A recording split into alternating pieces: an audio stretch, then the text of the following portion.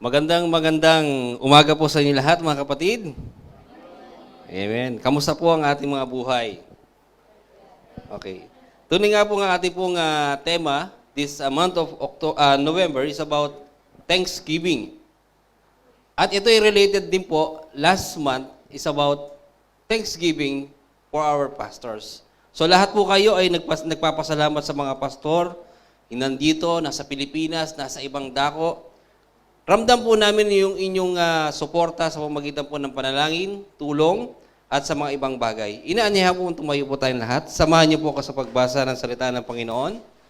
Sa book po ng mga awit, ang ating po pag-uusapan ngayon ay Tagalog. Kaya kung may mga hindi po makaintindi ng Tagalog, pasensya na po. Lahat naman tayong mga Pilipino na. Okay? Mga awit, Kapitulo 16, talatang 12. Isang talata lang po yung ating pong pag-aaralan. Ang sabi po rito, ano ang aking ipagkakaloob sa Panginoon sa lahat ng kanyang kabutihan? Sa English po, ang sabi po doon, sino po nakakabasa sa English? Sino po nakaka-memorize? Psalms chapter 116, verse 12. Meron po ba kayong gadget dyan? Ano po ang sabi sa Psalms 116, verse 12? Sabi po ron, what shall I render unto the Lord for all His benefits towards me? Tayo po manalangin. Dakilang Diyos, salamat Panginoon sa iyong kabutihan. In return, Panginoon, ano po yung dapat naming ibigay sa iyo sa lahat ng iyong kabutihan na patuloy mong ipinagkakalob at patuloy mong ginagawa sa aming buhay. Samahan mo kami, Lord, hanggang sa matapos, Lord, ng gawain ito. Sa pangalan ni Jesus. Amen. Pwede na po tayong po. Ano po kaya ang kinalaman ng talatang ito sa buhay ko? Bakit ko po nais sabihin sa inyo? At ano na rin po ang kinalaman tong talatang ito na bakit kailangan natin pag-aralan? Ang ating pong paksa o topic, mga karanasan na dapat nating ipagpasalamat. Mga karanasan na dapat nating ipagpasalamat. Meron po tayong 5 bagay. Mabilis lang po tayo. 5 bagay na ating pag-aaralan. Siguro po, bawat isa po sa atin, meron tayong kanya-kanyang karanasan. Marahil ang karanasan ninyo, masakit. Marahil ang karanasan ninyo, masaya.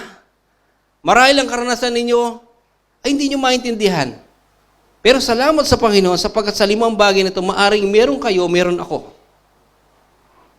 Meron po akong 2 tao na hindi ko po sasabihin ng pangalan, kasi baka makilala niyo eh. Pero tingin ko kilala niyo sila.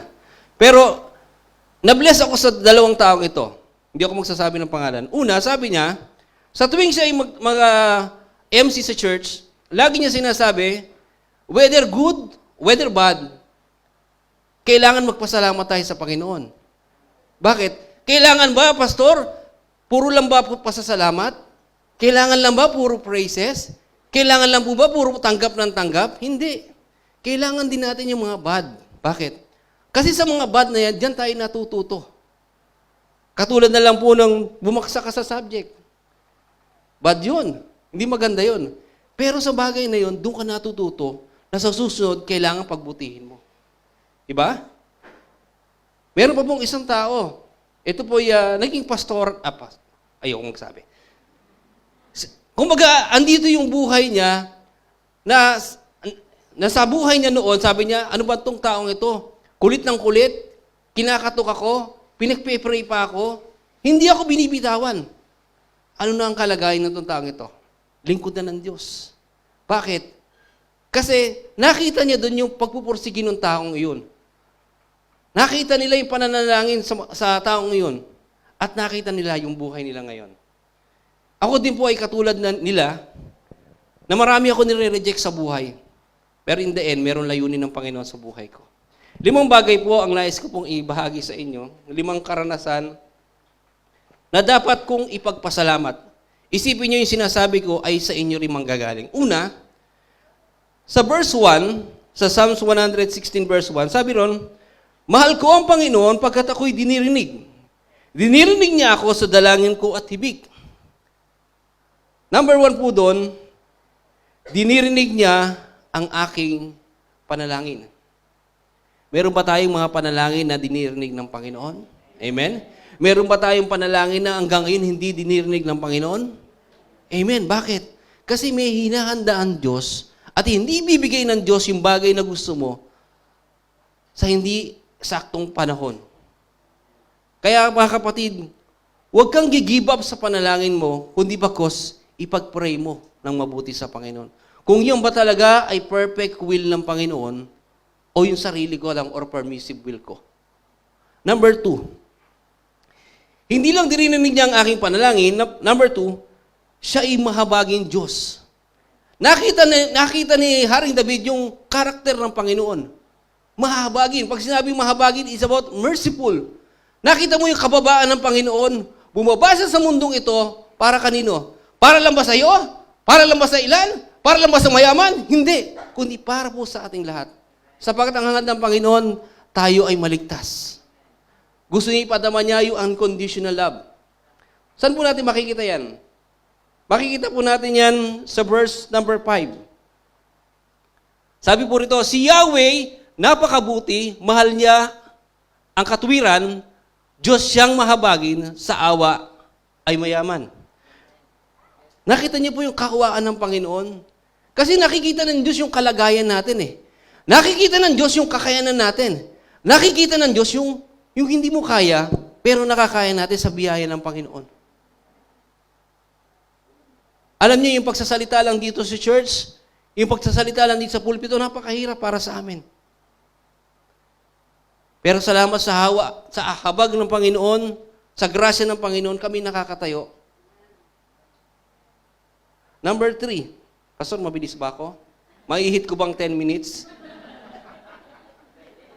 Siya'y nag-iingat sa wala nang sumasaklolo. Siya'y nag-iingat sa wala nang sumasaklolo. Dumating ka ba sa puntong nalulunod ka na sa problema mo? Dumating ka ba sa puntong, Lord, ayoko na.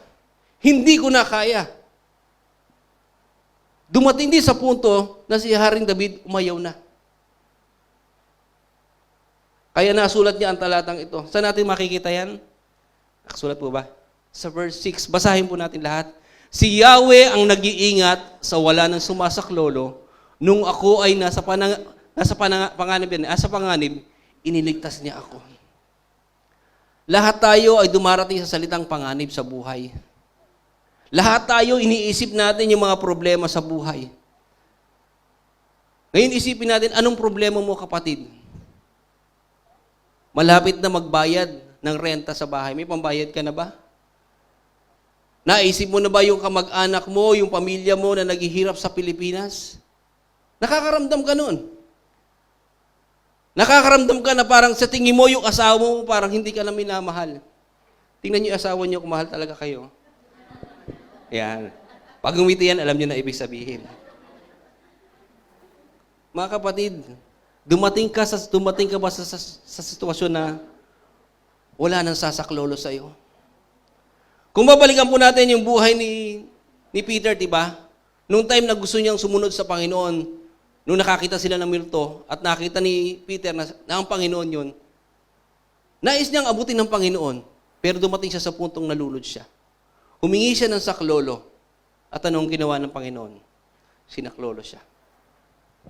Mga kapatid, kung lulod na lulod ka sa mga problema ang kinakaharap mo, lagi kang tumawag sa Panginoon na tumasa sa kanyang kalinga. Siya'y sasagot. Number 4, siya'y mabuti at di marunong magpabaya. Pinababayaan ka na ba ng Diyos?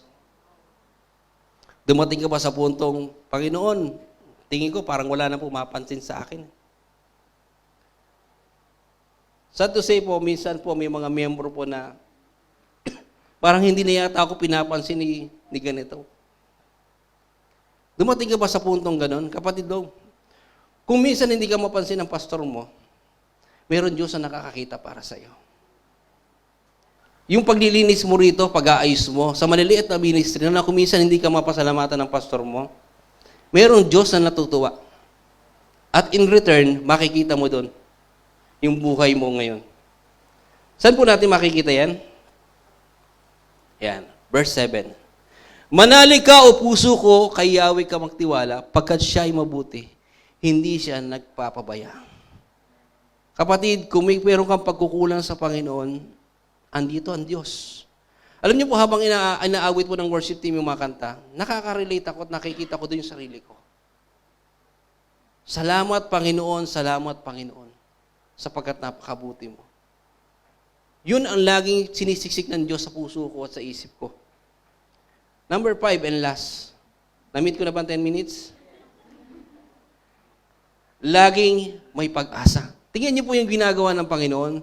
Sa kabila ng problema, sa kabila ng pagsubok, sa kabila ng pagtatanong, anong sabi ng Diyos? Laging may pag-asa. Kapatid, ang tanging ang Diyos lang po ang magbibigay ng pag-asa sa atin. Ang tanging ang Diyos lang po ang mag-aangat sa problemang meron ka, kapatid. Ganyan po ang Panginoon. Verse 10. Laging buhay ang pag-asa, patuloy ang pananalig, bagamat ang aking sabi, ako'y ganap ng nalupig. Nakaramdam si King David ng pighati. Nakaramdam ng pagtatanong si David sa Panginoon. Pero in the end, nakita niya yung pag-asa na binigay ng Panginoon. Kapatid, kung ikaw ay may problema sa iyong visa, may pag-asa kang darating para sa iyo. Kanina lang sa prayer ni Pastor Amis, di ba sabi niya, about sa mga may trabaho, na nawala ng trabaho. At alam natin yung nangyayari ngayon na may mga restaurant o mga food chain na magkakaroon ng problema. May pag-asa, kapatid. Yung akala natin na sa tingin natin, wala na, no. May magandang plano ang Diyos. At balang araw, bubuksan yan. Magbubong ka, kapatid. Conclusion, pagtatapos. Ang conclusion ko po ay sinuha ko rin po sa ating pong scripture text. Sa Diyos ko at Panginoon, anong aking ihahandog sa kabutihan na sa aking kaloob. Kung mabuti ang Diyos sa buhay mo, ano yung dapat mong ipagkaloob? In return, ano ang dapat mong ibalik sa Panginoon?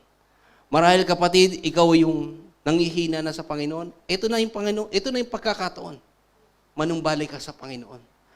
Marahil may mga ministry ka na nabibitaw mo dahil sa dami mong trabaho, mas nagiging priority mo ang trabaho mo. Ito na, kapatid, para sa'yo. Ito po yung wake-up call sa atin lahat. Sapagkat balang araw, haharap tayo sa Panginoon. Balang araw, magiging kapiling natin ng Panginoon. Balang araw, tatanungin tayo ng Panginoon, kamusta ka na? Sasabihin ng Panginoon, well done, thy good and faithful servant.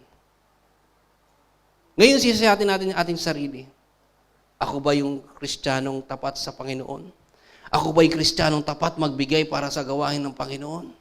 Ako ba'y tapat ang umaawit para sa Panginoon? Ako ba'y tapat na naglilingkod sa Panginoon? Ako ba'y tapat na tumutulong sa aking mga pastor?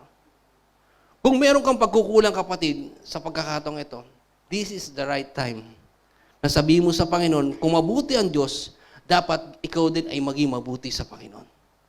Tayo po lahat ay manalangin. Dakilang Diyos, salamat, Panginoon, sa iyong kahabagan. Salamat po, Panginoon, sa iyong grasya. Salamat, Panginoon, sa pag-asa na patuloy mong pinagkakaloob, Panginoon, sa amin. Dakilang Diyos, nakikita mo, Lord, ang aming buhay. Nakikita mo, Lord, ang aming sarili. Napipicture out namin, Panginoon, kung gaano kami, Panginoon, kaseryoso, Panginoon, sa iyong gawain. Kaya dakilang Diyos, patuloy mo, Panginoon, kaming kausapin sa mga bagay na kung saan ay kailangan po namin matutunan. 5 karanasan na sa tingin ko, Panginoon, meron ako. At kung meron man, Panginoon, ang iba, Panginoon, dito nakikinig at nanonood, Panginoon, sa live screen, may nakikita sila mga bagay na dapat nilang hindi na nagagawa. Ito na, Panginoon, nakatukin mo, Lord, kami. At muli namin makita at maalala kung gaano kakabuti sa amin. Ito po ang aming samot dalangin sa pangalan ni Jesus. Amen. Amen. God bless po.